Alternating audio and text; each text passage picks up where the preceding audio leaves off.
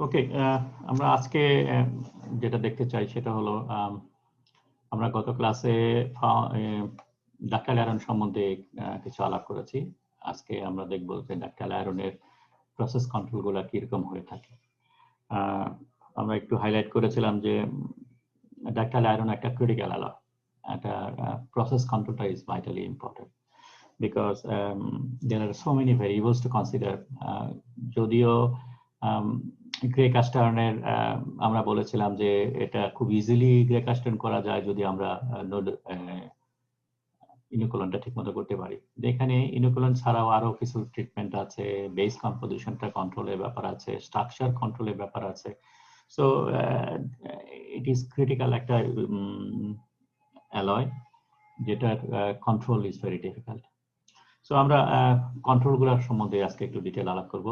there are metallurgical control, there are foundry controls, and then finally there are heat treatment control as well. So এটা এমন একটা versatile alloy, এটা property you can vary to wide extent, এবং এই ভ্যারিয়েশনটা করা সম্ভব হয় তুমি যদি এর ভিতরে হিস্ট্রিটা জানো, এটার মেটালজিক্যাল কন্ট্রোলটা জানো, হিট ট্রিটমেন্ট কন্ট্রোলটা জানো, এবং ফাউন্ডারি প্রসেস যেগুলো আছে সেটা দিয়ে তুমি একটা আইডিয়াল নোডুল কাউন্ট বিশিষ্ট বা নোডুলের শেপ এবং সাইজ বিশিষ্ট ডাক্টাইল আয়রন যদি তৈরি করতে পারো। And finally we'll say some mechanical properties. Okay, so process কন্ট্রোলের মধ্যে যেগুলো আছে তার মধ্যে ম্যাগনেসিয়াম ট্রিটমেন্ট এন্ড ইলেকট্রেশন, এই দুটো আমরা আগেই বলেছি, এই দুটো হলো একটা important parameters. So the more in process control, close iron control বলতে base chemistry আমরা মিন করছি, and more analysis and test are necessary. So বিভিন্ন স্টেজে আমাদের টেস্টের প্রয়োজন পড়ে, particularly OES করা দরকার, কম্পোজিশনটা চেক করার জন্য বিভিন্ন স্টেজে, and sometimes আমাদের মেটালোগ্রাফি করা দরকার to observe the final shape of the nodule and the distribution and nodule count, এগুলো বের করার জন্য ফাইনালি কাস্টিং করার আগে nodule countটা চেক করা দরকার। So factor that must be controlled to avoid structural imperfection includes graphite shape and size. So তোমার ঠিকমতো গ্রাফাইট নোডুলটা তৈরি হয়েছে কিনা, নোডুলের শেপটা কোন গ্রেডের মধ্যে পড়েছে, নোডুলের সাইজগুলো কেমন হয়েছে, আদৌ কার্বাইড এখানে আছে কিনা, এবং ড্রস আমরা জানি যেহেতু ম্যাগনেসিয়াম দিচ্ছি, সো হাইলি ড্রস ফর্ম করে। সো এই ড্রস ফর্মেশনের টেন্ডেন্সিটা কিভাবে মিনিমাইজ করা যায়, ড্রসটাকে কি করে সরিয়ে ফেলা যায়, এই সমস্ত জিনিসগুলো আমাদের চেক করতে হবে। সো আমরা যদি এক এক করে দেখি, বেজ আয়রন কেমিস্ট্রি অ্যানালাইসিস, যেটা শুধু নট অনলি কেমিস্ট্রি, সামটাইমস আমরা মেকানিক্যাল প্রপার্টিও চেক করি। সো আমরা জানি যে ডাক্টাইল আয়রনটা একটা হাইপার ইলেকট্রিক অ্যালয়, তার মানে কার্বন ইকুইভ্যালেন্ট বা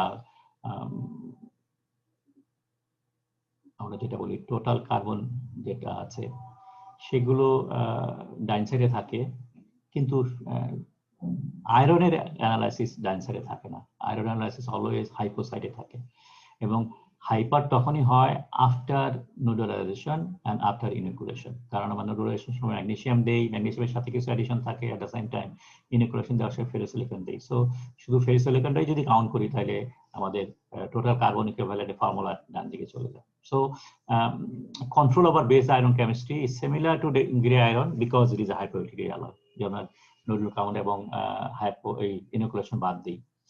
সো গ্রে আয়রনের কেমিস্ট্রি যেভাবে কন্ট্রোল করা হয় ঠিক সেভাবে এখানে কন্ট্রোল করা যেতে পারে, কিন্তু ম্যাগনেসিয়াম এবং ইনোকুলেশন করার পরে ফাইনালি যে কম্পোজিশনটা হলো সেটা চেক করার জন্য আমাদের অ্যানালাইসিস দরকার। সো স্পেকট্রোমিটার অ্যানালাইসিস আমার দরকার, এবং একটু মনে রাখতে হবে যে স্পেকট্রোমিটার অ্যানালাইসিস করার সময় অবশ্যই it should be chill cast. তার মানে আমি একটু আয়রন স্যাম্পল নিয়ে, বাথরুম থেকে একটু স্যাম্পল নিয়ে এটাকে ঢেলে ছোট্ট একটা স্যাম্পল ফর ওএস করব, ওই ছোট্ট স্যাম্পলটা যেটা নেব এটা অবশ্যই চিল কাস্ট হিসাবে করতে হবে, অর্থাৎ cooling rate should be very fast. এখানে যাতে কোনো রকম গ্রাফাইট ফর্ম না করে, কার্বনটা যেন একদম কম্বাইন্ড কার্বন হিসাবে থাকে, যার জন্য এই শেপটা মেটাল মোল্ডে কাজ করতে হয়, এবং thickness as narrow as thin as possible, so that no graphite is found. So পুরো কম্পোজিশনটাই, যদিও এটা হাইপোসাইড বা হাইপার সাইড যে সাইডেই হোক না কেন, এটাকে কাস্ট করতে হবে চিল সাইডে, তাইলে পরে তুমি স্পেকট্রোমিটারে তুমি বেটার রেজাল্ট পাবা। যদি কোনো গ্রাফাইট থাকে তাহলে স্পেকট্রোমিটারের রেজাল্ট হয় না, এরর রেজাল্ট দেখায়। সো এটা হলো ওইএসএফ বেলা গেল। আর মেকানিক্যাল প্রপার্টিজ চেক করার জন্য আমরা অলওয়েজ ওয়াই ব্লক কাস্ট করি, এটাকে সামটাইমস কিল ব্লকও বলে। সো দেখতে ওয়াই এর মতো বলে এটাকে ওয়াই ব্লক বলে। সো উপরে পার্টটা সাধারণত ফিডার হিসেবে কাজ করে, আর নিচের পার্টটা হলো তোমার অ্যাকচুয়াল কাস্টিং। সো এটা একটা রেক্ট্যাঙ্গুলার ব্লক। এখান থেকে বিভিন্ন ডাইমেনশনে টেন্সার স্যাম্পল, হার্ডনেস, মেটালোগ্রাফি যেটা করতে চাও সেটা কেটে কেটে নিতে হয়। সো মেকানিক্যাল প্রপার্টি টেস্ট করার জন্য আমরা ওয়াই ব্লক বা কিল ব্লক টেস্ট করি, prepared in dry sand mould. Magnesium treatment আমরা জানি ম্যাগনেসিয়াম ট্রিটমেন্ট কেন করি, এবং ফেভারিট নোডুল কাউন্ট এবং নোডুল শেপ যদি পেতে চাই তাহলে আমাদের দুইটা ট্রিটমেন্টের প্রয়োজন পড়ে। একটা হলো নোডুল মানে ম্যাগনেসিয়াম অ্যাডিশন ট্রিটমেন্ট, আর একটা হলো ইনোকুলেশন ট্রিটমেন্ট। সো এই দুইটাই আমাদের পারফেক্টলি করতে হবে যাতে করে গ্রাফাইটটা ঠিক মতো নিউক্লিয়েট করে, and at same time nodule যেন ঠিক মতো হয়। এবং আরেকটা জিনিস জানি আমরা যে magnesium is a volatile material, so readily volatile হতে থাকে। সো তার ম্যাগনেসিয়াম কিভাবে অ্যাডিশন করছি সেই প্রসেসটা ভেরি ইম্পর্টেন্ট, গত ক্লাসে আমরা দেখেছি কিভাবে করে।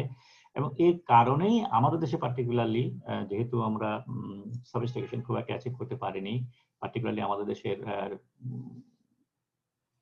নট সো ডেভেলপ ফাউন্ডারিজ, এবং যার কারণেই অকেশনাল মিসেস আর পসিবল। আমাদের দেশে অকেশনালটা মোর প্রোনাউন্সড হয়ে থাকে।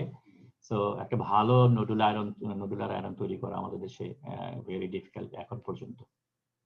আমাদের ফাউন্ডারিগুলো এখন পর্যন্ত প্রপারলি এটা করতে পারেনি।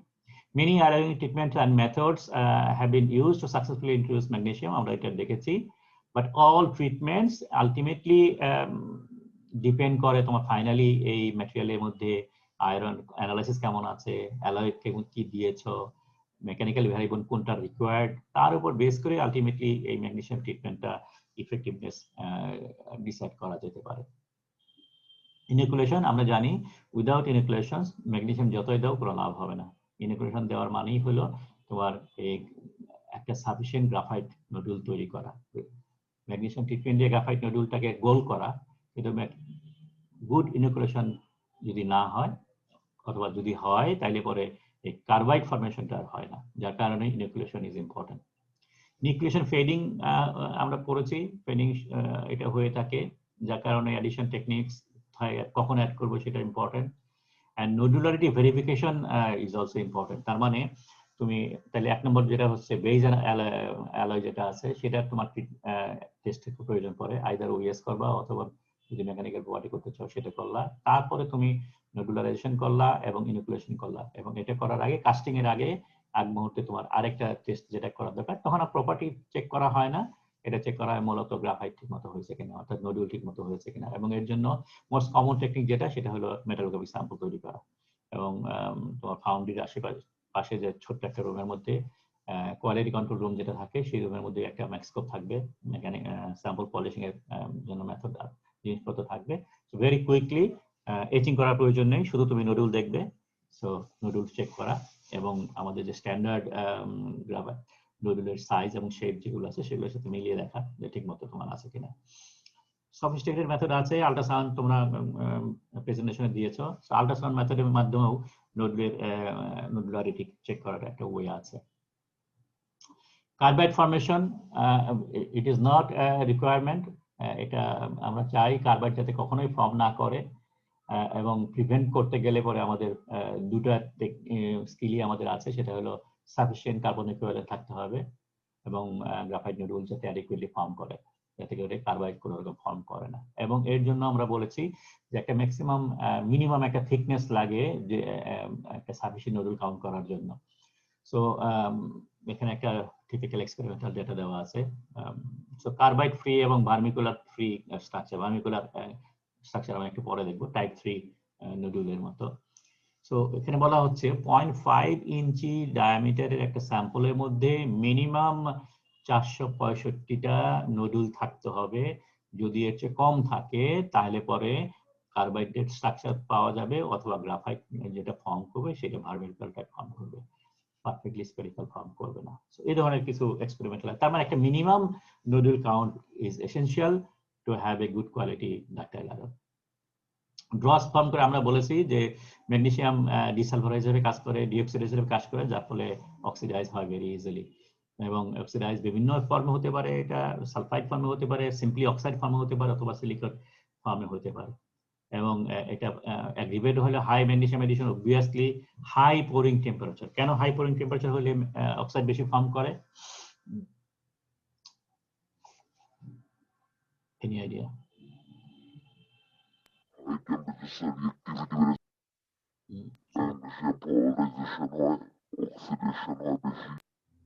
কথা বোঝা যাচ্ছে না।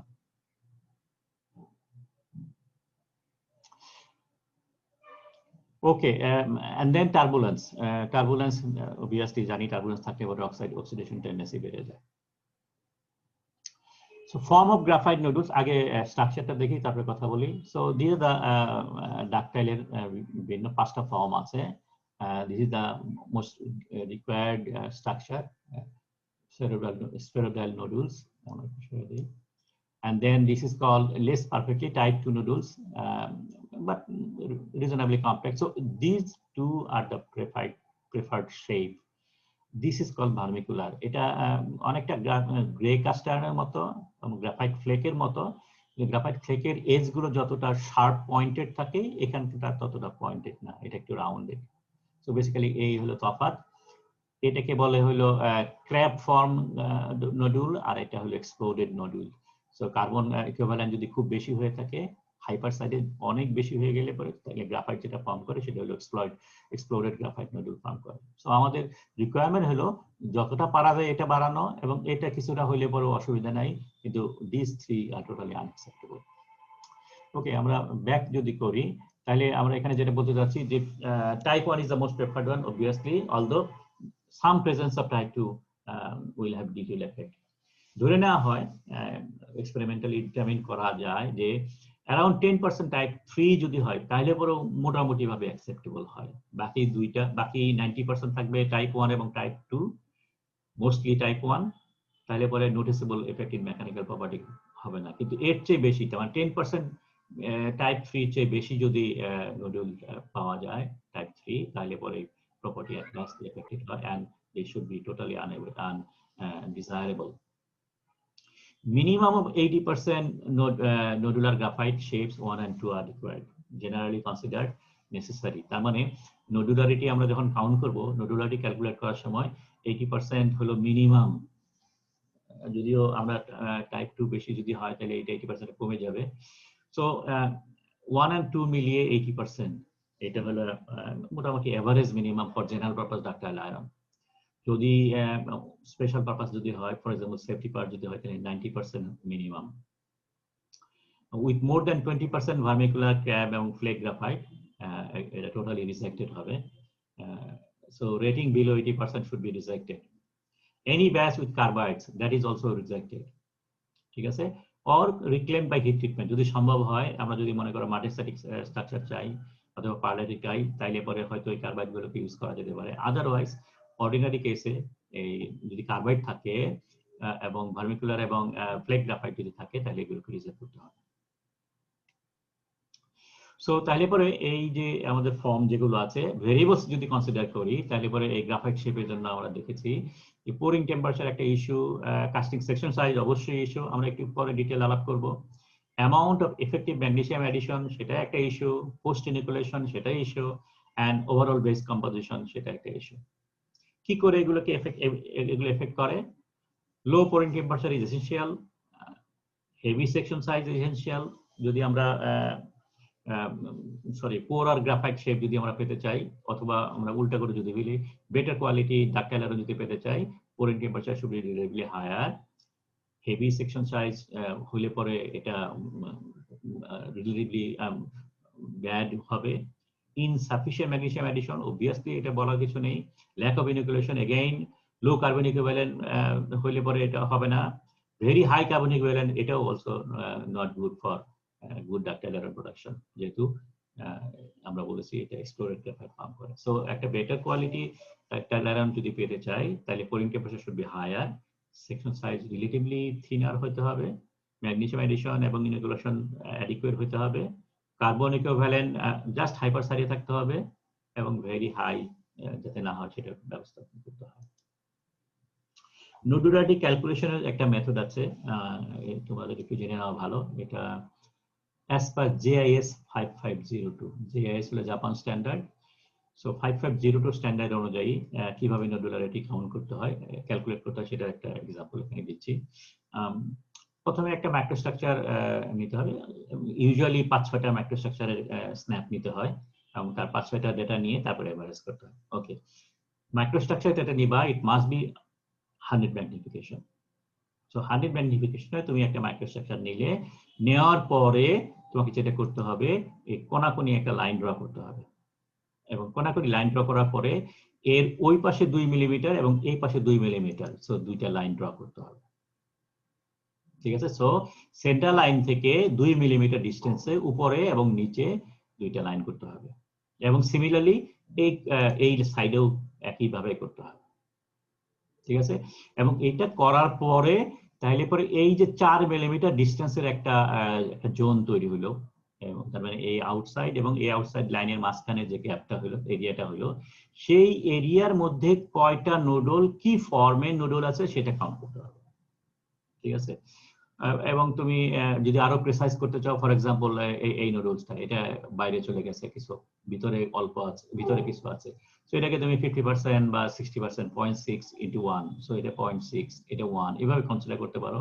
সো ফর এক্সাম্পল এটা শেপ যদি ধরি, এটা টাইপ 1, এটা শেপ যদি ধরি, এটা টাইপ 3, এটসেট্রা। সো বিভিন্ন টাইপের তুমি হিসাব করবা, টালি করবা, টালি করে তাহলে এই সাইডে, এই এরিয়াতে এবং এই এরিয়াতে, এই জায়গাটা যেহেতু দুই সাইডে কমন, সুতরাং যে কোনো একবার নিতে হবে, আইদার এইটা ক্যালকুলেটের সময় অথবা এইটা ক্যালকুলেটের সময়, অন্যটার সময় এটা ধরতে হবে না। সো ওভারঅল তুমি টোটাল ক্যালকুলেট করবা N1, N2 এটসেট্রা, তোমার 5 ধরনের শেপ আছে, প্রতি শেপের জন্য কয়টা করে তুমি নুডল পেলা সেগুলো ক্যালকুলেট করবা। ক্যালকুলেট করার পরে then you put this in the formula.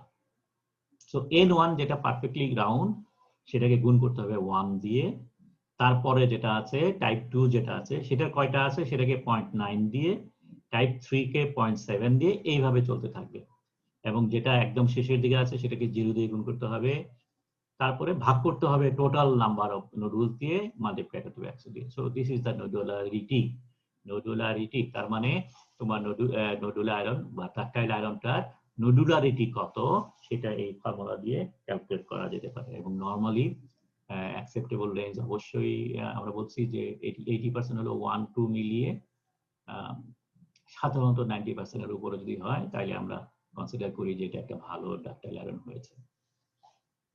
তোমার বিভিন্ন স্ট্যান্ডার্ডে অথবা পার্টি যখন তোমাকে রিকোয়ারমেন্ট দেয়, চাহিদা দেয়, সেখানে উল্লেখ করে দেয় যে নডুলারিটি এত % হইতে হবে, অথবা স্ট্যান্ডার্ড মিলাও যদি স্ট্যান্ডার্ডের মধ্যে উল্লেখ করা থাকে নডুলারিটি should be at least 85% or at least 90% and so on. সাইজের উপরে ডিপেন্ড করে নুডলকে সামটাইমস ক্লাসিফাই করা যেতে পারে। সো এটা 25 থেকে 50 হলো 3, 12 থেকে 25 হলো 4, এটসেট্রা এটসেট্রা। ওকে, এখানে কয়েকটা সাইজের কথা দেখানো হয়েছে। টেস্ট এন্ড কোয়ালিটি কন্ট্রোল বিভিন্ন ভাবে হতে পারে। ম্যাট্রিক্সের যদি আমরা কন্ট্রোল করি তাহলে অ্যাসকাস্ট এবং হিট ট্রিটমেন্ট করে আমরা জানি ডাকটাইল আয়রন সেভারাল কম্বিনেশনে মেকানিক্যাল প্রপার্টি অ্যাচিভ করতে পারি, এবং যেহেতু গ্রেডগুলো সাধারণত আমরা দেখেছি টেনসাইল স্ট্রেংথ, ইল্ড স্ট্রেংথ এবং হার্ডনেসের উপর ডিপেন্ড করে। সো মেকানিক্যাল প্রপার্টির উপর ডিপেন্ড করে যেহেতু গ্রেড করা হয়, সো অবভিয়াসলি তোমার টেনসাইল বার টেস্ট করতে হবে। তার মানে ফাইনাল কাস্টিং এর আগে কুপন টেস্ট করতে হয়, সেই কুপন টেস্টের মাধ্যমে রেজাল্টগুলোকে ডিটারমিন করা হয়। Meta analysis essential. Final analysis যদি চেক করতে চাও তাহলে অ্যানালাইসিস করতে হবে, and structural analysis obviously the method আমাদের আগেকার দিনে যে সমস্ত ওয়েট মেথড করতে হয় সেটা obviously not wanted because it will take long time. So spectrum analysis is essential for adequate quality control. Magnesium analysis second best control. যদি minimum লেভেলে ম্যাগনেসিয়াম না থাকে তাহলে পরে আমরা বলেছি যে এটা তোমার নুডল ঠিকমতো হবে না। মনিটরিং ডিলিটারি সিম্পল ট্র্যাম্প এলিমেন্ট যেটা, সেটাও একটা ইম্পর্টেন্ট ইস্যু। ক্যাম্প এলিমেন্ট থাকে বলে ম্যাগনেসিয়াম ট্রিটমেন্ট ঠিক মতো হয় না, সেটা আমরা দেখেছি। আর ফাইনালি মেকানিক্যাল প্রপার্টি ডিটারমিন করার জন্য স্ট্যাটিস্টিক্যাল অ্যানালাইসিস আমরা গত প্রেজেন্টেশনে দেখেছি। স্ট্যাটিক্যাল অ্যানালাইসিস ইজ এসেনশিয়াল। সো মাঝে মাঝে কাস্টমাররাই চায় স্ট্যাটিস্টিক্যাল ডাটা প্রোভাইড করার জন্য। সো এইটাও মাঝে মাঝে করা যায়। সো এটা গেল আমাদের base analysis control, general metallurgical control. Foundry কন্ট্রোলের মধ্যে মোল্ডিং প্র্যাকটিস যদি ধরি, এনি মেথড ইউজ করা যায়, গ্রিন স্যান্ডও করা যায়, ড্রাই স্যান্ডও করা যায়, সাধারণত গ্রিন স্যান্ডটাই বেশি ইউজ করা হয়। Moulding media similar to grey iron casting, nothing fancy, শুধু একটাই জিনিস খেয়াল করতে হবে, যেহেতু we are dealing with magnesium, so কি বলে এটাকে moisture control should be precise, moisture as low as possible থাকতে হবে যাতে করে ম্যাগনেসিয়াম অক্সিডেশন না হয়। ওকে, শ্রিঙ্কেজ যেহেতু আমাদের এখানে একটা ইস্যু, কখন স্টেরয়েড তৈরি হবে তার উপর ডিপেন্ড করছে, সেই জন্য মোল্ড ডিফর্মেশন এন্ড ডাইলেশন বা সেটা হয়ে থাকে, যার কারণে মোল্ডের অ্যাডিকুয়েট স্ট্রেংথ এন্ড হার্ডনেস থাকতে হবে, সেটা চেক করা দরকার। Magnesium increases surface tension of the liquid iron.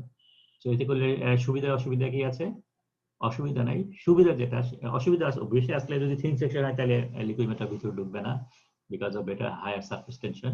কিন্তু আরেকটা বড় সুবিধা যেটা হয় অর্ডিনারি কাস্টিং এর বেলায়, সেটা হলো সারফেস টেনশন বেশি হওয়ার কারণে গ্রেন স্যান্ড গ্রেনের ভিতর দিয়ে লিকুইড ঢুকে যাবে না, যার ফলে সারফেস ফিনিশটা বেটার হয়। সো মেটাল পেনিট্রেশন ডিফেক্টস আর মিনিমাইজড। সো এটা একটা বড় advantage because of the magnesium. Pouring practice, usually high pouring temperature use করা হয়, produce less dross, sulfide and silicate dross. High pouring temperature, oxide গুলো ভেঙে যায়, so dross formation কমে যায়. Ductile iron should be poured as fast as possible with minimum turbulence. যার কারণে যাতে করে pouring temperature-টা relatively higher থাকে. Getting practice, যেহেতু turbulence একটা ইস্যু, সুতরাং bottom getting least preferable, higher preferable, side getting যদি bottom pouring না করতে পারো side pouringটা চলে। Unpressurized system should be preferred. Increasing number of gates to reduce metal flow, so velocity কমানোর জন্য number of gate বাড়ানো যেতে পারে। Typical formula gating design calculation করার সময় এটা ইউজ করা যেতে পারে। আর ceramic foam filter is essential যাতে করে অক্সাইডস এবং আদার ড্রস গুলো মোল্ডে ঢুকতে না পারে। সো এই বেসড অন দিস ফর্মুলা এই ধরনের কিছু এরিয়া গ্রাফ অ্যাভেলেবল আছে বিভিন্ন টেক্সট বইয়ে, যেটা ইউজ করা যেতে পারে to determine the pouring time and determine the choke area. Feeding practice, এটা একটা ক্রিটিক্যাল ইস্যু বিকজ আমরা বলেছি যে কখন ফিডিং লাগে সেটা বোঝা difficult. So different feeding mechanism এখানে অ্যাপ্লাই করা হয়, applies compare to grey iron. So freezing does not occur from surface to center, এটা আরেকটা ইস্যু, যেহেতু ইট ইজ এ ওয়াইড মাসি জোন আছে, ভেরি ওয়াইড মাসি জোন থাকার কারণে ফিডিং আমরা জানি সলিউশন আমরা পড়েছি, একটা হলো ন্যারো ফ্রিজিং এর জ্বালার জন্য স্কিন ফ্রিজিং হয়, সো সাইড থেকে সলিউশন যেতে থাকে, কিন্তু মাসি জোন যদি থাকে তাহলে পরে সব দিকে একসাথে হয়ে যায়, যার কারণে ফ্রিজিং সারফেস থেকে না হওয়ার কারণে ফিডার ইউজ করাটা এখানে একটু ডিফিকাল্ট হয়ে যায়। Shrinkage is dispersed because of that massy zone. So depend on metal composition, কোথায় থাকবে তার উপর ডিপেন্ড করে কত ডিগ্রি শ্রিঙ্কেজ হবে। এবং mould needs to be stable, not dilating, সেটা আমরা গত ইয়েতেও বলেছি। সো ফিডিং যাতে বেশি না লাগে, যার জন্য এই ডাইলেট যাতে মোল্ড না হয় সেটার ব্যবস্থা যাতে থাকে। Development of utility carbide, vermicular graphite, এটা যদি থাকে তাহলে ফিডিং আরো বেশি লাগে, বিকজ এটা যেহেতু সলিড কার্বাইড ফর্ম করছে, এদের ফিডিং ম্যাক্সিমাম। গ্রাফাইট ফর্ম করলে পরে এক্সপ্যান্ড হতে হয়, যার জন্য ফিডিং কম হতে পারে। সো যার কারণে feeding in ductile iron is difficult and not well established. Heat treatment মূলত করা হয় মেকানিক্যাল প্রপার্টি ডেভেলপ করার জন্য, বিকজ এর স্ট্রাকচার, যেহেতু আমরা কার্বনটাকে এলিমিনেট করে ফেলেছি from structure by making it round, so matrix স্ট্রাকচারটা এখানে প্রপার্টিকে কন্ট্রোল করে, and matrix can be control just like steel. So metal analysis যেটা আছে তার উপর বেস করে either by iron addition, foundry process control to form pearlite, ferrite, etc. and then finally ম্যাট্রিক্সটাকে হিট ট্রিটমেন্ট করে আমরা চেঞ্জ করতে পারি। সো বিভিন্ন ভ্যারাইটি দিয়ে আমরা ম্যাট্রিক্স পেতে পারি, all ferrite, ferrite pearlite, all pearlite pearlite, martensite, tempered martensite, bainite, etcetera. So বিভিন্ন ধরনের ম্যাট্রিক্স আমরা পেতে পারি এন্ড বিভিন্ন টাইপের মেকানিক্যাল প্রপার্টি আমরা পেতে পারি। Heat treatment of the casting will eliminate carbide in fixed section. যদি কার্বাইড ফর্ম করে সেটাকে আমরা অন্য শেপে নিয়ে যেতে পারি। Produce more consistent matric structure and mechanical property improve করা হয়। এখানে কিছু common heat treatment process, stress relieving আছে, normalising to produce pearlite, carbide breakdown করে এটাকে রাউন্ড করে দেওয়া, সেটা করা যেতে পারে। আমরা এটা, বাই দ্য ওয়ে, তোমরা কি হিট ট্রিটমেন্ট পড়েছো সোফার? 443 কি পড়েছো? MMA 443? না sir, hit treatment next semester. আচ্ছা আচ্ছা, ওকে, ওখানে ডিটেইল পড়বে। তাহলে এই কার্বাইড ব্রেকডাউন কিভাবে করে, annealing to produce ferrite matrix, hardening and tempering, এই সব ট্রিটমেন্ট গুলো। ওকে, হার্ডিং এন্ড টেম্পারিং হলো ফার্স্ট কুলিং করে মাডেসে ডেভেলপ করা। আমরা একটু পরে স্লাইডগুলোতে টাচ করব। Off-tempered ductile iron. This is an important variety of ductile iron. Off-tempered, দুইটা শব্দ মিলে অস্টেনাইট টেম্পারিং, ঠিক আছে? সো আমরা টেম্পারিং মানে কি? টেম্পারিংটা হলো আমরা যখন অস্টেনাইট ফর্ম করি, অস্টেনাইট ফর্ম হাই টেম্পারেচার অস্টেনাইট, মানে ফেজ ডায়াগ্রামটা ভিজুয়ালাইজ করা, অস্টেনাইটের উপরে তারপরে ইউটেক্টয়েড লাইনে অস্টেনাইট ট্রান্সফার হয় টু পারলাইট, ঠিক আছে? সো নরমাল কোয়েন্স করলে পরে পানিতে চুবাই দিলে পরে অস্টেনাইট ফেরাইট পারলাইট হতে পারে না, অস্টেনাইট তাহলে মাডেসাইট ফর্ম করে। সো মাডেসাইটটাকে আমরা টেম্পারিং করে এটা বিভিন্ন ফর্মে নিয়ে যাই, কার্বাইড গুলোকে বিভিন্ন শেপে নিয়ে যাই, মাডেসাইট গুলোকে একটু বিভিন্ন শেপে নিয়ে যাই। সো এটা হলো নরমাল হার্ডেনিং প্রসেস। আর অস্টেম্পার যেটা হলো অস্টেনাইটকে টেম্পার করব উইদাউট ফর্মিং মাডেসাইট, ঠিক আছে? It is an isothermal treatment এবং এটা করলে পরে যেটা হয়, অস্টেনাইটটা ফেরাইট পারলাইট হয় না, অস্টেনাইটটা মাডেসাইট হয় না, অস্টেনাইটটা আরেকটা শেপে ফর্ম করে যেটাকে বলে বেনাইট। বেনাইটটা দেখতে অনেকটা পারলাইটের মতো, but very fine ferrite perlite ধরে নিতে পারো for the time being. So এটা করলে পরে প্রপার্টি অনেক ডেভেলপ করে।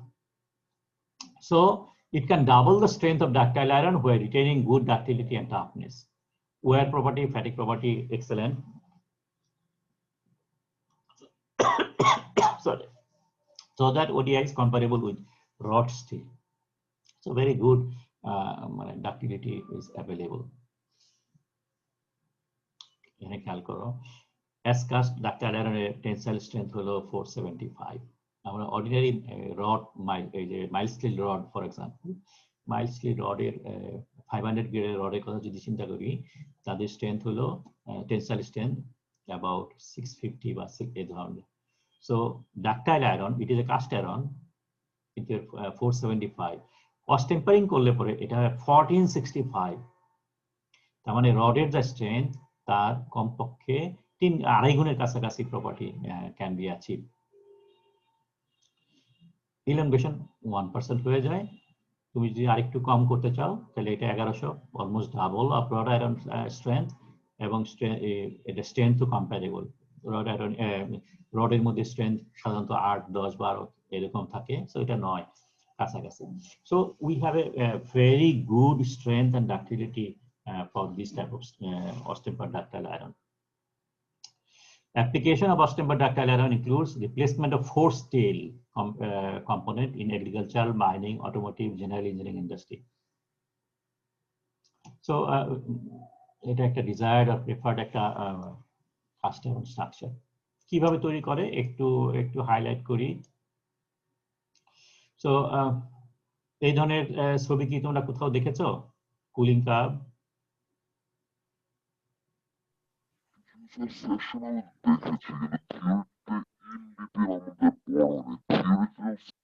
তোমাদের কথাগুলো ভেঙে যাচ্ছে। এনিওয়ে, ঠিক আছে, আমি যতটা পারি এক্সপ্লেইন করার চেষ্টা করি।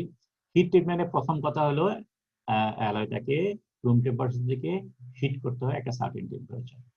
এই টেম্পারেচার হিট করলে পরে টু মেক ইট অস্টেনাইট। ইনিশিয়ালি স্ট্রাকচারের মধ্যে থাকবে আইদার ফেরাইট পারলাইট, এই ধরনের স্ট্রাকচার থাকবে।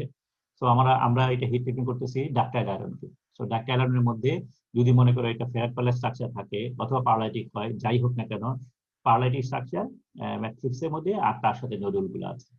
তো আমরা এটাকে হিট করলাম, হিট করে 900 অথবা 850 এরকম কাছাকাছি টেম্পারেচার নিয়ে গেলাম। সো ইউটেক্টয়েড টেম্পারেচারের উপর নিয়ে গেলাম। নিয়ে গেলে পরে ফেরাইট পারলাইট যে স্ট্রাকচার যেটা আছে সব ট্রান্সফার হয়ে অস্টেনাইট হয়ে গেল। সো এই জায়গাটার মধ্যে এই জায়গাটা পুরোটা অস্টেনাইট। তো সাধারণত 1 ঘন্টা 1.5 ঘন্টা পরিমাণ 1 to 1.5 হিট করলাম। হিট করলে পরে ফুল স্ট্রাকচার ইজ অস্টেনাইট। কার্বাইড যেটা আছে, সরি নুডল যেটা আছে সেটার মধ্যে কোনো এফেক্ট নাই। সো এটা already stable structure, it will not change. So কিন্তু ম্যাট্রিক্স চেঞ্জ হয়ে ফেরাইট প্যালাইট ম্যাট্রিক্স চেঞ্জ হয়ে নিয়ে অস্টেনাইট হয়ে গেল। এখন যেটা করা হয় এটাকে র্যাপিডলি কোয়েঞ্চ করা হয়, কুল করা হয় একটা সার্টেন টেম্পারেচার, 400 এর কাছাকাছি টেম্পারেচার, ঠিক আছে। মার্টিসাইড ফর্ম করে আরো নিচে কোনো টেম্পারেচারে। সো আমি পানিতে চুবিয়ে দিচ্ছি কিন্তু মার্টিসাইড ফর্ম করছি না। আমি মার্টিসাইড ফর্ম করার আগেই কোনো একটা টেম্পারেচারে এটাকে আমি একটা লম্বা সময় ধরে রাখি। লম্বা সময় বলতে মিন করছি 2 ঘন্টা 3 ঘন্টা কাছাকাছি কোনো একটা সময়। এখানে এই নিচেরটা যেমন 2.5 ঘন্টা বলা হচ্ছে, সো এটা কুড বি 2 আওয়ার্স এটসেট্রা। তাহলে প্রথম কাজ হলো অস্টেনাইট ফর্ম করা, this is called austenitizing. To complete austenite form করা এবং তারপরে এটাকে আমরা কোয়েঞ্চ করলাম। সেকেন্ড টাইম হলো কোয়েঞ্চ করা। কোয়েঞ্চ করালাম মার্টিসাইড ফর্মেশনের আগেই কোন একটা টেম্পারেচারে। সো এই টেম্পারেচার আমরা ধরে রাখলাম। টেম্পারেচার ধরে রাখলে পরে কি হচ্ছে, এই অস্টেনাইট যেটা ফর্ম করেছে সেই অস্টেনাইট টেম্পারিং শুরু হয়। দিস ইজ কল্ড অস্টেম্পারিং, ঠিক আছে। সো এই টেম্পারিং অস্টেনাইট টেম্পারিং হয়ে নিয়ে এখানে যে স্ট্রাকচার ফর্ম করবে সেটা হলো বেনাইট স্ট্রাকচার, ঠিক আছে। যত উপরে ফর্ম করবা ইট উইল বি কোর্সার বেনাইট, তার মানে পারলাইটের কাছাকাছি স্ট্রাকচার হবে। যত নিচে টেম্পারেচারে করবা it will be fine bainite, property তত বেটার হবে। সো এই লাইনটা যত উপরে থাকবে তত হার্ডনেস কম হবে, স্ট্রেংথ কম হবে। এই লাইনটা যত নিচে থাকবে তত স্ট্রেংথ বেশি হবে, হার্ডনেস বেশি হবে, ডাক্টিলিটি কম হবে। এখানে একটা ভ্যালু দেখে বোঝা যাচ্ছে। এটা যদি 400 করি তাহলে 260 থেকে 320 গ্রিনেল হার্ডনেস হয়, আর 230 করলে পরে এটা 400 থেকে 500 গ্রিনেল হয়। So very high hardness and strength পাওয়া যাবে। So this is the most often accomplished in salt bath. তার মানে এই অস্টেনাইট টেম্পারিং করার জন্য একটা সল্ট বাথ থাকে। হিট ট্রিটমেন্ট করার জন্য আমরা নরমালি কি করি, ফার্নেসের ভিতরে ঢুকিয়ে দিয়ে হিট করতে পারি, তাহলে একটা হতে পারে। আরেকটা হলো যেহেতু এখানে ম্যাগনেসিয়াম আছে, অর্ডিনারি ফার্নেসে ওপেন অ্যাটমসফিয়ারে এটা হিট ট্রিটমেন্ট করা যায় না, কারণ করলে পরে ম্যাগনেসিয়াম অক্সিডেশন হওয়ার সম্ভাবনা আছে। যার জন্য যেটা করা হয় সল্ট বাথ থাকে। সল্ট বাথ মানে বিভিন্ন ধরনের সল্ট এটাকে লিকুইফাই করা থাকে, এবং এই আমরা যদি মনে করি লেটস সে এটা কত টেম্পারেচার ছিল 930। সো সল্ট বাথটা 930 এ মেইনটেইন করা হয় এবং এখানে চুবিয়ে দেওয়া হয়।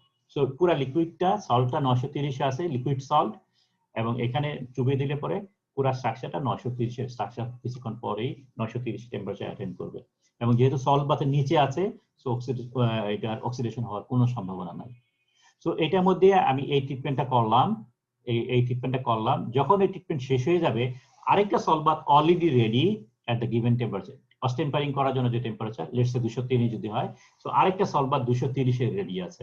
সো ওইটা ওখান থেকে তুলে সাথে সাথে এটার মধ্যে চুবিয়ে দেওয়া হয়। চুবিয়ে দিলে কি হবে, ওইটা temperature within very short period of time 230 attend করবে। সো এই ধরনের হিট ট্রিটমেন্ট করা হয় যাতে করে অক্সিডেশনের কোনো সম্ভাবনা না থাকে। এবং এটা করার পরে রিকোয়ার্ড টাইম যখন হয়ে যাবে তারপরে এটাকে বাইর করে অ্যাটমসফিয়ারে রেখে নরমালি কুল করা হয়, ঠিক আছে। So this is called austempering heat treatment. অস্টেনাইটকে টেম্পারিং করা হচ্ছে। এখন একটু এখানে ছোট্ট একটা কথা বলা আছে, miss the pearlite nose on TTT diagram. TTT diagram কাকে বলে, এটা একটু জাস্ট আমার এই মাউসটা বোঝার চেষ্টা করো। এই টিটিটি ডায়াগ্রামটা দেখতে অনেকটা সির মতো, এটা একটা হরাইজন্টাল লাইন আছে। এটা আমরা ফেস ডায়াগ্রামে পড়েছি। Oh fine, excellent, thank you very much. তাহলে এই টিটিটি ডায়াগ্রামে যে এই সির যে নোজ যেটা আছে সেই নোজটা যদি আমি ক্রস করি কোনো কুলিং কার্ভে তাহলে পরে ফেরাইট প্যালাইট স্ট্রাকচার ফর্ম করে। সো আমার প্রথম কাজ হলো এই যে কুলিং ডেটটা ফাস্ট হতে হবে যাতে করে নোজ ক্রস না করে। সো এই জিনিসটা একটু খেয়াল করুন, এটার ইম্পর্টেন্ট ইস্যু। এখন এই লোয়ার অস্টেনাইট টেম্পারেচার যদি দেই তাহলে পরে কি হয়, আমরা বলছি প্রপার্টি বেটার হয়, higher strength, higher hardness, higher wear resistance, higher temperature হলে পরে এটা উল্টাটা হবে। আর হেভিয়ার সেকশন যদি হয়, হেভিয়ার সেকশনে যদি প্রপার অস্টেম্পারিং হয়, আমরা জানি হেভিয়ার সেকশন হলে পরে এই নোজটা মানে অ্যাডিকুয়েট কুলিং রেট অ্যাটেন্ড করা টু ওভারকাম দ্য নোজের আগেই যাতে cooling rate cooling cup cross করে যায়, সেটা করার জন্য হেভিয়ার সেকশনে ডিফিকাল্ট হয়ে যায়। যার জন্য হেভিয়ার সেকশনে যেটা করতে হয়, সি কাপটাকে ডান দিকে সরিয়ে ফেলা যত পারা যায়, যাতে করে নর্মাল কুলিং রেটে এই নোজটা যাতে আমরা স্কেপ করতে পারি। এবং এই হেভিয়ার সেকশনের জন্য, যার জন্য যেটা করা হয়, এটাকে হেভিলি অ্যালোয়িং করা হয়। কপার, নিকেল, মোলিবডেনাম এগুলো অ্যাড করা হয় ম্যাট্রিক্সের মধ্যে, যাতে করে নোজটা ডান দিকে সরে যায় এবং অস্টেম্পারিং যাতে ঠিক মতো করা যায়। So okay, you know better. Adequate একটা প্রপার্টি বিভিন্ন গ্রেডের জন্য এখানে দেখানো হয়েছে। সো ইএন মানে হলো ইউরোপিয়ান স্ট্যান্ডার্ডের। সো বিভিন্ন রেঞ্জের আমরা প্রপার্টি অ্যাচিভ করতে পারি। এসটিএম গ্রেডেরও কিছু আছে, এসটিএম গ্রেড 1 2 3 4 5 এক্সেট্রা, এবং তার জন্য স্ট্রেন্থ ভ্যালু আছে। Okay, engineering property tensile diagram যদি দেখি, স্টিলের বেলা আমরা জানি upper yield point, lower point etcetera আছে, কিন্তু যেহেতু cast iron is a cast iron, it is a brittle material, so এর কোনো ইল পয়েন্ট নাই। সো গ্রে আয়রন এরকম, ডাক্ট ফেরাইটিক এরকম, পারলাইটিক এরকম, সো অবভিয়াসলি এই ধরনের জিনিসই থাকবে। সো এটা ইজি টু আন্ডারস্টুড। আর বিভিন্ন ধরনের মেকানিক্যাল প্রপার্টি যদি কম্পেয়ার করি, so this is the as cast structure, তার মানে ডাক্টাইল আয়রন অ্যাসকাস কন্ডিশনে যদি আমরা পাই, ফুললি ফেরিটিক স্ট্রাকচার যদি হয়, তাহলে তার প্রপার্টি 60 40 18, তার মানে 60 টেনসাইল স্ট্রেংথ, কেএসআই, এগুলো সবই কেএসআই আছে এখানে, 40 ইল স্ট্রেংথ এবং 18 elongation. Ferrite by pearlite structure, pearlite বেশি, ফেরাইট কম, 100% পারলাইটিক, টেম্পার্ড মার্টেনসাইট যদি হয় তাহলে পরে এই ধরনের property. So this are the as cast structure. এটা টেম্পার্ড মার্টেনসাইট, এটা হিট ট্রিটেড স্ট্রাকচার। আর ওডিআই যদি তৈরি করি, অস্টেম্পার্ড ডাক্টাইল আয়রন করি, তাহলে দেখো প্রপার্টি কোথায় চলে গেছে। সো ভেরি হাই রেঞ্জের property we can achieve by austempered ductile iron. Okay, তোমাদের হিট ট্রিটমেন্ট যেহেতু পড়ো নাই, কিন্তু এটা অ্যাটলিস্ট পড়া মনে হয় জানা আছে। আমরা মনে হয় ফার্স্ট ইয়ারেও কিছুটা হাইলাইট করেছিলাম, সেটা হলো by observing the microstructure we can guess the property of the steel. তার মানে percent ferrite area into percent carbon in ferrite plus percent perlite area multiplied by carbon in perlite is equal to total carbon in the structure. এই ধরনের কিছু formula আমরা করেছিলাম, mechanical property আমরা করেছিলাম। So এই ধরনের প্রপার্টি এটা ডাক্তাইল আয়রনের বেলাও করা যায়, যেহেতু আমরা বলেছি it is a steel matrix. So steel matrix যেহেতু, সো স্টিলের প্রপার্টি যেভাবে ক্যালকুলেট করে আমরা এখানে সেভাবে ক্যালকুলেট করতে পারি। CMMH, এটা মানে হলো কম্পোজিট ম্যাট্রিক্স মাইক্রো হার্ডনেস, তার মানে হার্ডনেস ফেরাইট পার্সেন্ট ফেরাইট গুণ করা plus hardness pearlite percent pearlite, so divide by 100। So এটা হলো ওভারঅল ম্যাট্রিক্সের হার্ডনেস, এবং এই হার্ডনেসের উপর বেস করে আমরা মেকানিক্যাল প্রপার্টি আমরা গেস করতে পারি by using this values, this formula. ঠিক আছে, এটা একটা জেনারেল একটা থাম রুল, যেটা আমরা ইউজ করে by observing metallography structure without destructive test, tensile test না করেই আমরা শুধু মাইক্রোস্ট্রাকচার দেখে, মাইক্রোস্ট্রাকচার মেজার করে আমরা প্রপার্টির সম্বন্ধে একটা গেস করতে পারি। সো এটা একটা handy way. Mechanical property variable যেগুলো আছে সেটা আমরা কমন যেটা আছে, section size, nodularity, nodule count, carbide আছে কিনা, ম্যাট্রিক্স এক্সেট্রা। সো খুব ভেরি ব্রিফলি যদি আমরা, টাইম কি পার হয়েছে, ওকে, খুব ব্রিফলি যদি আমরা দেখি, তাহলে সেকশন সাইজ যত বড় হবে নডুল কাউন্ট তত কমে যায়। অবভিয়াসলি যত মোটা হবে নডুল কাউন্ট তত কমে যায়, নডুল সাইজ তত বেড়ে যাবে। এখানে সেকশন সাইজ বাড়লে নডুল সাইজ বেড়ে যায়, নডুল সাইজ বেড়ে যায়, নডুল কাউন্ট কমে যায়। সো এটা গেল একটা graphite shape. Okay, relation between dynamic elastic modulus nodularity, nodularity যত বাড়বে তার মানে যত গোল হবে প্রপার্টি তত বাড়ে, সো এখানে ই ভ্যালু তত বাড়তেছে। ঠিক আছে, আরেকটা যেখানে দেখানো হচ্ছে ম্যাগনেসিয়াম দিয়ে যদি প্রপার্টি কন্ট্রোল করি, তাহলে পরে নডুলারিটি যত বাড়ে স্ট্রেংথ তত বাড়ে, ইল্ড স্ট্রেংথ তত বাড়ে। কিন্তু সামটাইমস লেড দেওয়া হয়, স্মল অ্যাডিশন অফ লেড মাঝে মাঝে দেওয়া হয় মেকানিক্যাল প্রপার্টি যদি, মেশিনারি পার্টিকুলারিটি যদি বাড়াতে চাই, তাহলে লেড দিলে পরে প্রপার্টি খুব ড্রাস্টিক্যালি রিডিউস করে।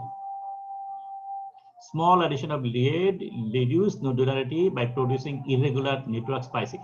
ওকে, এখানে দুইটা জিনিস বোঝার উপায় আছে। একটা হলো ম্যাগনেসিয়াম যদি আমরা কম দেই তাহলে কি হবে?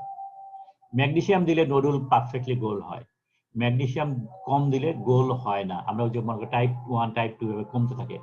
টাইপ 3 তে যেটা ভার্মিকুলার স্ট্রাকচার আমরা দেখেছিলাম, সেখানে বলছিলাম যে দেখতে অনেকটা গ্রাফাইটের মতো, কিন্তু মাথাটা রাউন্ড, এটা গ্রাফাইট ফ্লেকের মতো শার্পি না।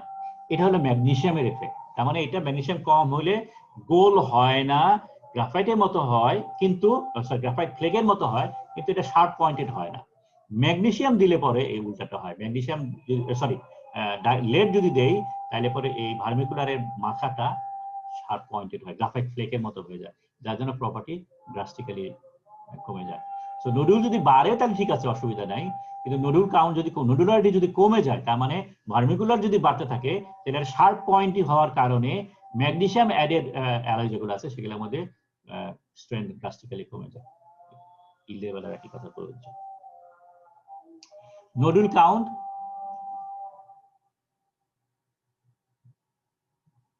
একটা সাফিসিয়েন্ট নডুল কাউন্ট, আমরা আগে বলেছি একটা সাফিসিয়েন্ট নডুল কাউন্ট প্রয়োজন to have a better property. So এর চেয়ে কম হলে পরে প্রপার্টি খারাপ হবে। কয়েকটা ফ্যাক্টরস এখানে ইম্পর্টেন্ট নডুল কাউন্ট করার জন্য। এটা যেমন পারলাইট কন্ট্রোল, নডুল কাউন্ট যদি increase in the nodule count decreases perlite control. So nodule যত বেশি নডুল হবে, কার্বন তত বেশি। সো এই যে কার্বাইড যেটা আছে, দুইটা জিনিস, একটা হলো কার্বাইড ফর্ম করবে অথবা গ্রাফাইট ফর্ম, নডুল ফর্ম করবে। এক্সট্রা কার্বন যেটা আছে সেই কার্বন কোথায় যাবে? যদি কার্বাইড থাকে, কার্বাইডও কার্বন দরকার বড় হওয়ার জন্য বা কার্বাইড বাড়ার জন্য। নডুল যেটা আছে সেই নডুলেরও বাড়ার জন্য কার্বন দরকার। সো কার্বনটা আসলে কম্পিটিশন, এই দুইটা এলিমেন্টের মধ্যে কম্পিটিশন থাকে, আর কার্বাইড এবং নডুল। সো নডুল কাউন্ট যদি বাড়ে তাহলে পরে ডিক্রিজ পারলাইট কন্টেন্ট, কারণ সিমেন্টের তখন কমে যাচ্ছে, কার্বাইড তখন কমে যাচ্ছে। ঠিক আছে, সো এখানে এই কথাটা সেখানে বলা আছে। নডুল যত বাড়বে, improve tensile property, ductility, machinability by reducing volume fraction of chill carbide. Matrix homogeneity influence nodule count. Nodule count যত বাড়ে, হোমোজেনিটি তত বাড়ে, finer and more homogeneous matrix তৈরি হয়। Nodule count effect graphite size and shape. যত nodule count বাড়বে, size তত ছোট হয়, বড় হতে পারে না, তত সাইজ তত ছোট হয়। জাস্ট সিমিলার টু গ্রেনের কথা বলি, গ্রেন যত, নাম্বার অফ গ্রেন যত বাড়বে, গ্রেন সাইজ তত ছোট হবে। এক্স্যাক্টলি এখানে সেরকম, নডুল কাউন্ট যত বাড়বে, নডুল সাইজ তত ছোট হবে, সো প্রপার্টি তত বেটার হয়। Improve tensile and fatigue property etcetera. Carbide content যদি বাড়ে, প্রপার্টি স্ট্রেংথ তত বাড়ে, ইল্ড স্ট্রেংথ বাড়ে, কিন্তু টেনসাইল স্ট্রেংথ কমে।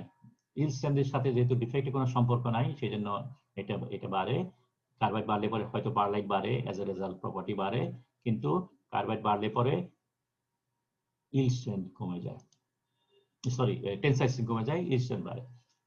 ইনক্রিজ ইল্ড স্ট্রেংথ বা reduce tensile strength and elongation, দুইটাকে ড্রাস্টিক্যালি এফেক্ট করে because of the carbide size and sharp point thing. Okay, machinability significantly reduced করে because carbide থাকলে পরে tool wear বেশি হয়। The formation of eutectic carbide solidification affects volume fraction of graphite because of the carbide graphite compete with carbon. এটা একটু আগে বললাম। 15 volume% carbide তৈরি করতে 1% কার্বন লাগে। So ultimately graphite এর নাম্বার এবং graphite এর সাইজের উপর এফেক্ট করে। Formation of carbide does increase likelihood of internal casting porosity. এটা আরেকটা ইস্যু। কার্বাইড যত বাড়ে, কাস্টিং porosity তত বাড়বে, বিকজ শ্রিঙ্কেজ তখন বেড়ে যায়। কার্বাইডের সময়ই শ্রিঙ্কেজ হয়, সুতরাং কার্বাইড যত বাড়বে, শ্রিঙ্কেজ তত বাড়বে, সো porosity হওয়ার সম্ভাবনা তত বাড়ে। ম্যাট্রিক্স প্রপার্টিকে এফেক্ট করে। বিভিন্ন ধরনের ম্যাট্রিক্স বিভিন্ন ধরনের প্রপার্টি এফেক্ট করে। ফেরাইট যদি ম্যাট্রিক্স হয় তাহলে স্ট্রেংথ কম হবে, হার্ডনেস কম হবে, ইলংগেশন বা ডাক্টিলিটি বাড়বে, সেটার কথা বলা হয় জানি। পারলাইট হলে পরে স্ট্রেংথ বাড়বে, ডাক্টিলিটি কমবে। অ্যালোয়িং করলে পরে যেটা স্ট্রেংথ বাড়ে, হার্ডেনিটি বাড়ে, সেটা আমরা জানি। Larger addition silicon chromium etcetera থাকলে পরে করপশন বাড়ে। সো এগুলো মোর কমন থিং। সো সবই এখানে আমাদের অ্যাজ ইউজুয়াল, অ্যালোয়িং করলে পরে স্ট্রেংথ বাড়ে, হার্ডনেস বাড়ে, ডাক্টিলিটি কমে। সো এই হলো আমাদের ওভারঅল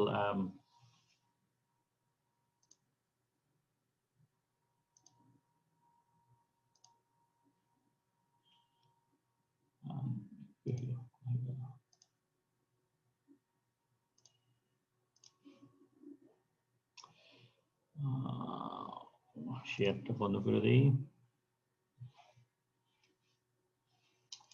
সো এটা চেঞ্জ হচ্ছে না। এনিওয়ে, তাহলে আমরা আজকে যেটা সামারি যদি করি, আজকে আমরা যেটা বলতে চেয়েছি, বিভিন্ন ধরনের কন্ট্রোল অ্যাভেলেবল ফর ডাক্টাইল আয়রন। ডাক্টাইল আয়রনের জন্য একটা বেটার কন্ট্রোল প্রয়োজন গ্রে আয়রনের তুলনায়, বিকজ এখানে ভ্যারিয়েবল অনেক, এবং to have sufficient number of nodule, sufficient shape in nodule, sufficient size in nodules, এবং ম্যাট্রিক্স প্রিফার্ড স্ট্রাকচার সেটা পেতে গেলে পরে বিভিন্ন স্টেজে আমাদের কন্ট্রোল ইজ এসেনশিয়াল। এবং এই কন্ট্রোলগুলো ক্রিটিক্যাল হওয়ার কারণেই অ্যাটলিস্ট আমাদের দেশে ডাক্টাইল iron making is become difficult and troublesome, এবং আমরা এখনো মাস্টার্স হতে পারিনি ইন আমাদের অর্ডিনারি ফাউন্ডেগুলোতে, যার কারণে আমরা এখনো ভ্যালুয়েবল আয়রন ইউজ করি রাদার দ্যান ডাক্টাইল আয়রন। সো কন্ট্রোলের মধ্যে বিভিন্ন ধরনের কন্ট্রোল আছে। আমাদের বেজ অ্যালয় কন্ট্রোল আছে, যেখানে আমরা আমরা বলেছি যে সাধারণত নোডুল কাউন্ট অর্থাৎ ম্যাগনেসিয়াম ট্রিটমেন্টের আগে পর্যন্ত এটা একটা হাইপো অ্যালয়, এবং এই হাইপো অ্যালয় অ্যানালাইসিস দরকার পড়ে যাতে এটা হাইপোসাইডে আছে কিনা চেক করার জন্য, এবং বেজ অ্যালয়ের মেকানিক্যাল প্রপার্টি যদি বের করতে চাই তাহলে আমরা কিল ব্লক টেস্ট করতে পারি। হাইপার সাইডে যখন আমরা ম্যাগনেসিয়াম ট্রিটমেন্ট করবো, নোডুলারি ট্রিটমেন্ট করবো, তখন আলটিমেটলি কম্পোজিশন কত হলো সেটাও চেক করা এসেনশিয়াল। এবং ফাইনালি কাস্টিং করার আগে নোডুলারিটি চেক করা প্রয়োজন, এবং নোডুলারিটি চেক করার জন্য কিছু আমরা নর্মাল কমন মেথড যেটা ইউজ করি সেটা হলো একটা মেট্রোগ্রাফি স্যাম্পল তৈরি করা, এবং সেখান থেকে আমরা ক্যালকুলেট করতে পারি যেটা কত পার্সেন্ট নোডুলারিটি হলো। So whether nodularity is acceptable or not, তার উপর বেস করে আমাদের ফার্দার ট্রিটমেন্ট নেসেসারি কিনা সেটা আমরা চেক করতে পারি। সো ম্যাট্রিক্স চেঞ্জ করার জন্য আমরা বিভিন্ন ধরনের ট্রিটমেন্ট করতে পারি। By the way, nodule count বা নোডুলারিটি চেক করার জন্য বিভিন্ন ধরনের প্রসেস কন্ট্রোলের প্রয়োজন আছে। আমরা বলেছি যে এটা অ্যালয়টা হাইপার সাইডে থাকতে হবে, জাস্ট হাইপার সাইডে থাকতে হবে, বেশি হাইপার হলে চলবে না, টেম্পারেচার হায়ার সাইডে থাকতে হবে, এরকম কয়েকটা আরো কথা বলেছি। তারপরে যেটা স্ট্যান্ডার্ডের সাথে মিলিয়ে স্ট্রেন্থ ডেভেলপ করতে গেলে পরে আমাদের বিভিন্ন ধরনের ম্যাট্রিক্স কন্ট্রোলের প্রয়োজন পড়ে, whether we want ferritic structure or parallelic structure অথবা মাল্টিসেটি স্ট্রাকচার, সেটা করা যেতে পারে বাই হিট ট্রিটমেন্ট প্রসেস। এবং তার মধ্যে একটা one of the most important একটা ডাক্টাইল আয়রন আছে যেটাকে বলে অস্টেম্পার ডাক্টাইল আয়রন। সেটা কিভাবে অস্টেম্পারেট করা হয় সেটার একটা আমরা দেখলাম। এবং ফাইনালি মেকানিক্যাল প্রপার্টি যেগুলো আছে সেগুলো কন্ট্রোল করার জন্য আমরা কিভাবে কন্ট্রোল করতে পারি সেটা আলাপ করলাম। So any questions?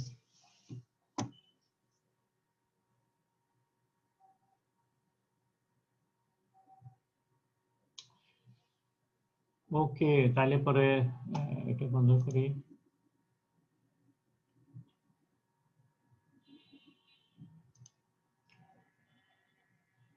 যদি কোনো কোয়েশ্চেন না থাকে তাহলে আমরা শেষ করি।